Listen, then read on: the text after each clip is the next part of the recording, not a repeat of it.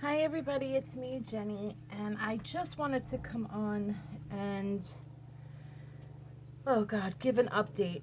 I will try to make this not 5 hours long, but there's so much to tell you, and I didn't even realize, guys, and I am so very sorry that I didn't put this video up. I thought I did, but let me tell you guys, my mind is just gone. So the day my mother came home from her surgery, which was the real talk, the first video I put up, I was explaining what was going on with my mother and my sister and how I was nervous about taking care of my mom after the surgery because she needs 24-hour around-the-clock care.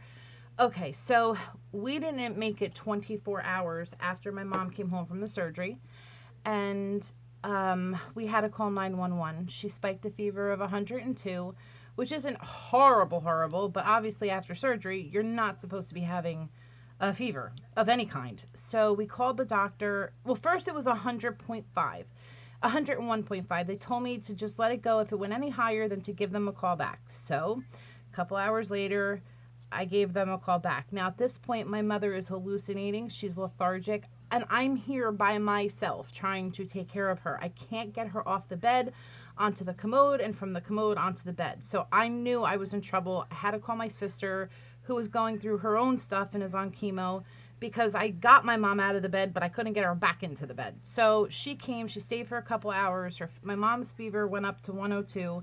So we called the doctor, then I had to call 911. So 12 days later, we are at today, and my mother is still in the hospital. So after almost losing my mother twice, and I'm going to try to stay not emotional, but I can't promise. After almost losing my mom twice, they have no idea what's wrong with her. They checked after 3 days of her being there. Well, I'm sorry guys, I'm all over the place. The first day that we got there, after calling 911, they said that she had a UTI. Now, my mother is 72 years old. She'll be 73 this year. So in older people, it really affects them in a weird kind of way. Like, they do hallucinate. Like, UTIs really affect older people. So we thought maybe it was that. So it came out positive. She had a UTI. They gave her the penicillin. But now my mother is just lethargic, and she's not moving, and her eyes keep like rolling in the back of her head, and she can't speak. I mean, the woman couldn't even pick up her head, let alone a finger, nothing. So they start doing all of these tests, and they find out that my mother is so anemic. Now we have to hurry up and give her a blood transfusion, which was the scariest thing ever. Then they found out that her kidneys were affected. Now, my mom has kidney disease, but she's never had to take anything for it. It's just basically it was almost kidney disease, if that makes any sense. Like, she didn't need to see or seek any treatment for it or anything like that. She didn't have to stay away from anything. It was just, let's be careful and see where this goes type of thing before we found out what's going on.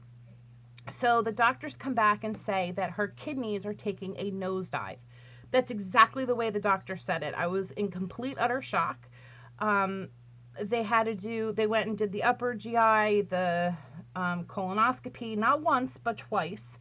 Now, you got to remember, my mother is completely bedbound. She can't move. She can't talk. She can't do anything. So I have to make all these decisions, which is not a problem. My mother and I have discussed it a million times. I knew what she would want, what she didn't want, all of that. We just wanted to find out what was going on. Well, every day her creatinine was going up, which is very bad for your kidneys. And the blood for being anemic was going down, which is not good.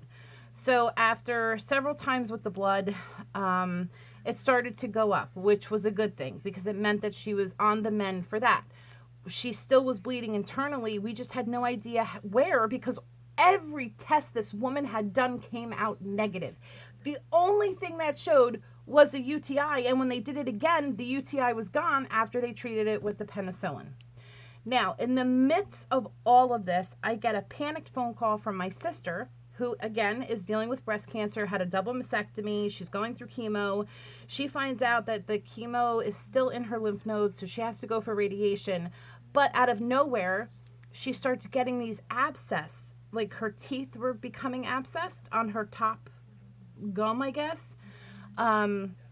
And we couldn't understand for the life of us what the hell was going on. And it was so bad that her oncologist stopped the chemo, like just stopped it. They could not give her the chemo with the infection that bad. So now my sister had to hurry up and go see a dentist. The dentist sent her to a surgeon.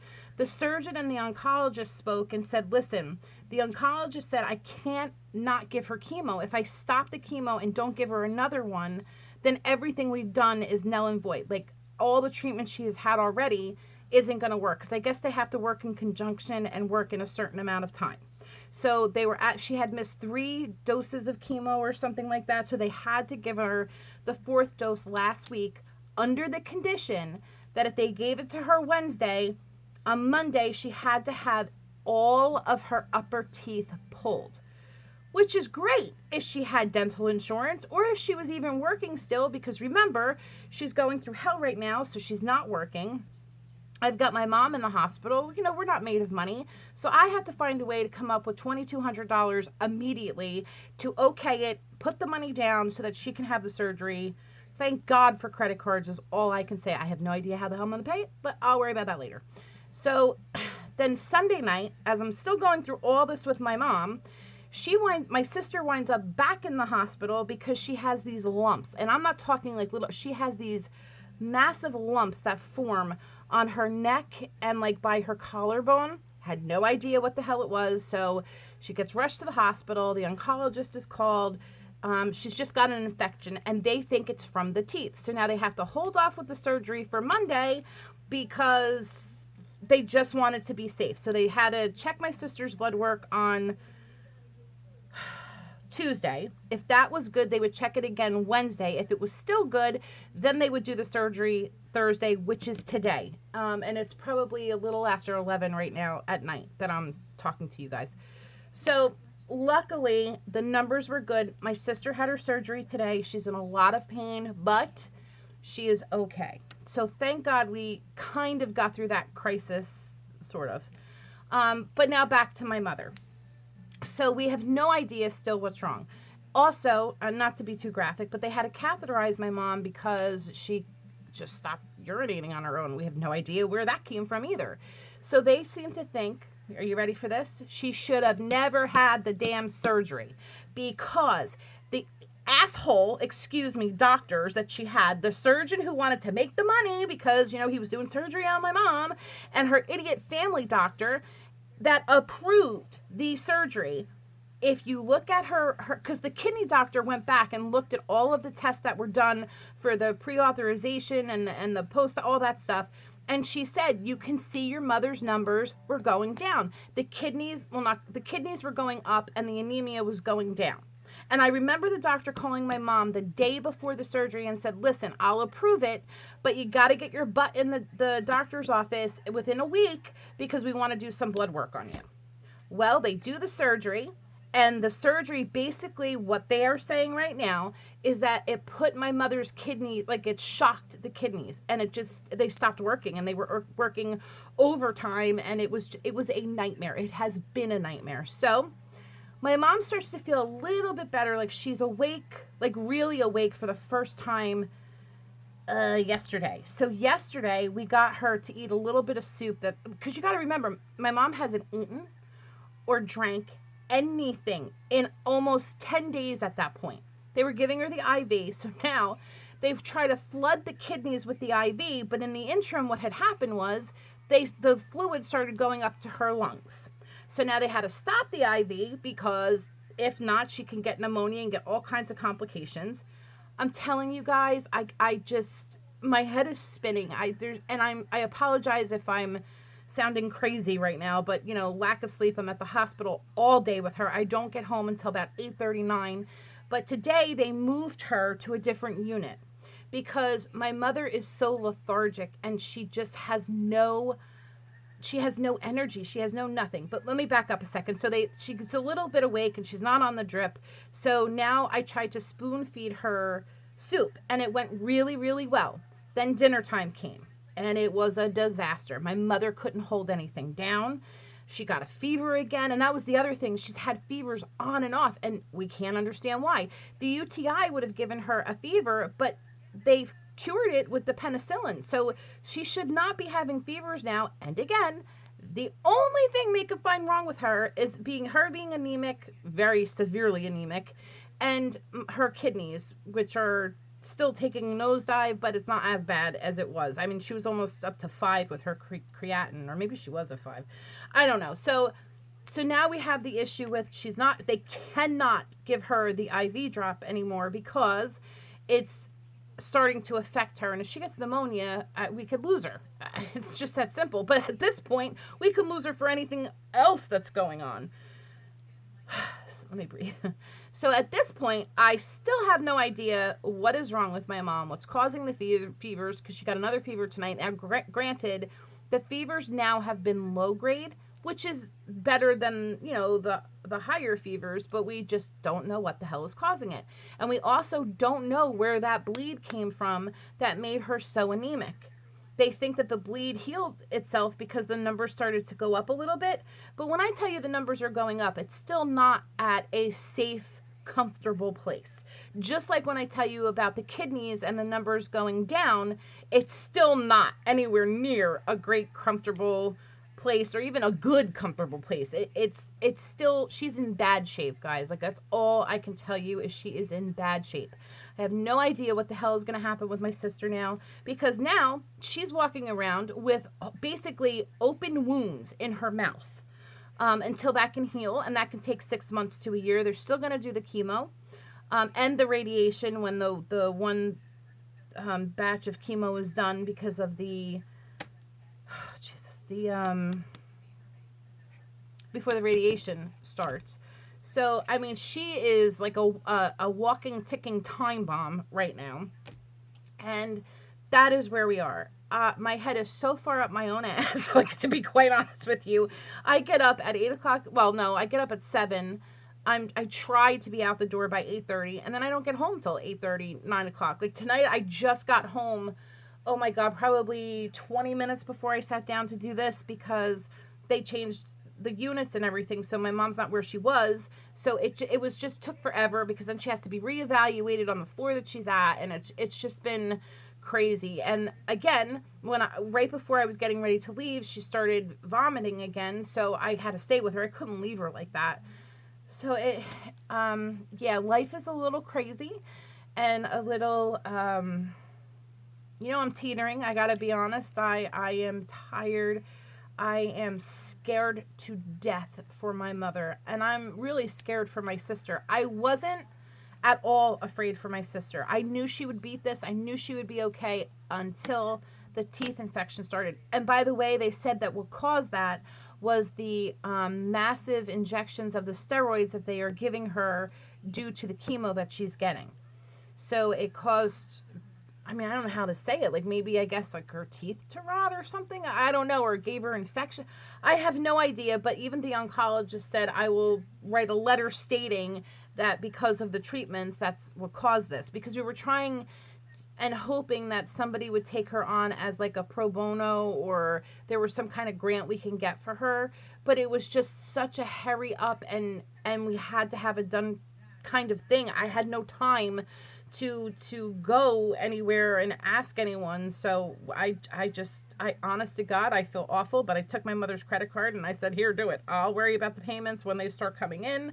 And that's that. I know my mother would kill me if I didn't do that. So, it just sucks. Cause like, it's every time I turn around, it's bam, something is going on. Something is happening. And then this weekend we have my niece / goddaughter, my Gabby, who's making her first communion. And my mother was so excited and wanted to be there so bad. And when we told her the other day that obviously she can't be there because she's going to be in the hospital, she's just devastated. And I'm struggling with the fact, like, I know I need to be there for my niece, and I will be there for my niece, but I don't want to leave my mom. And my whole family is going to be like 2.5 hours away in PA where they're at and where their communion's going to be.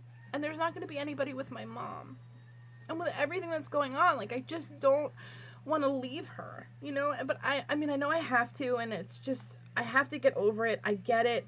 And I'm just sad for her, because I know she's going to be sad if she's even coherent, to be honest, because there are so many hours throughout the day that she's not coherent. So, but if she does, on the off chance snap out of it or start to get better, she's going to realize that, you know, nobody's there and we're all up with Gab celebrating her first communion. So it's just a lot, guys. It's like, it's a lot. And I want to thank so many people because you guys have been incredible. If I don't say your name, I apologize. Just please know I'm working on no sleep, but in my heart and in my head, I know who all of you are. Like Joyce, my twinsy, my sister bear, Themis, Raphaelina, sorry. I don't even know if you guys know her. Nicole, Silhouette, every day she makes me laugh and smile, and I am so grateful and thankful for that. Rose from Beauty Boss Planner every day reaches out. Deanna from oh my god, 007. Susan Klein. Just so, I mean, I could go on and on and on and on, and I just want you to know, even if I'm not commenting back or replying to a comment, I read every single one of your comments, and I see when you say I'm asking, like Paints and Glitters. Every time you ask about my mom, you know, how my mother and my sister are doing, I see that, and I see it and I receive it. I don't know how else to say it. Like, and I thank you so very much, because when there are like nights, like I'm sure tonight will be one of those nights where I'll sleep for an hour and wake up just crying because I just can't believe how life is right now, you know, so I can't thank you guys enough. Thank you for sticking with me. Thank you for putting up with me and my craziness, and then all this crazy stuff that's going on with my mother and my sister. So guys, please, if you pray, I am begging you to pray hard for my mom, pray for my sister, and if you have any prayers left, maybe throw one in there for me, because I gotta tell you guys, this has not been easy, but it's not about me, and I know that. So just, if you wouldn't mind praying for my mommy and my sister, I would so appreciate it more than life itself. I love you guys. I thank you. I probably left out 1,010,000 things, but I feel like this has already been such a long video of me just jibber jabbering, but there's just so much that has happened, and I just wanted to get it out there because I know so many people are asking what's going on, and it's so hard to talk about it to one person and then to another, so I just want to put a video out there. Like, Mom is not doing too great at all. She needs a lot of help. We need to find out what the hell is wrong with her. Yeah, and we need a miracle right now, and I truly believe in prayers, and I believe that they help, and you guys helped my mother so much when she had her stroke in August of last year, and I really need that one more time, if you guys wouldn't mind, for my mom and my sister. So I hope you all are doing fabulous. I would love to hear from you guys. Please leave me a comment. It doesn't have to be in this video, but leave me a comment and let me know how you guys are and what you're up to. And I love all of you, and thank you so much to everyone that has been reaching out and making sure that I know that you guys are there. I cannot tell you how much it means. And if I forgot to say your name, I am so sorry. Please do not take offense to it. Just know that my mind is mush, and I don't even know my own name. So, all right, guys, I love you. I hope you have a fabulous night and you have a fantastic start of the weekend tomorrow. And I will have a video up for Polka Doodles tomorrow. Yay! So excited. Looking forward to that. I hope you guys are looking forward to it and you watch it. And I will see you guys soon. Bye, guys. Love you.